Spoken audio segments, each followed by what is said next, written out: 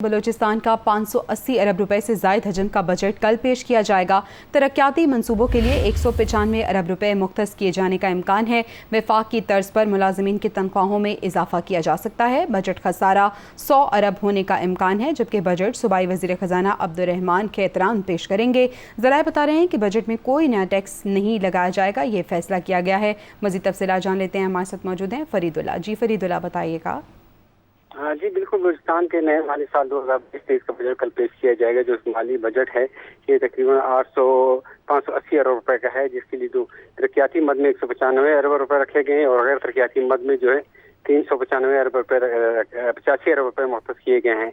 और बजट में जो है वफाकी तर्ज पे जो है 15% जो सरकारी मुलाजमीन है उनकी तनख्वाहों में इजाफा किया जाएगा। और इसके साथ साथ जो नए बहुत सारे मनसूबे खास जो प्रायोरिटी दी जा रही है एजुकेशन और हेल्थ के शोबे को दी जा रही है।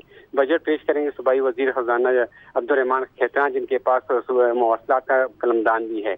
इस मौके पे जो है अपोजिशन की जानिब से बताया जा रहा है कि वो पुरअमन रहेंगे, एक फ्रेंडली अपोजिशन का किरदार अदा करेंगे। और ये कल शाम 4 बजे बलूचिस्तान असेंबली में पेश किया जाएगा। जी, बहुत शुक्रिया अपडेट करने के लिए फरीदुल्ला।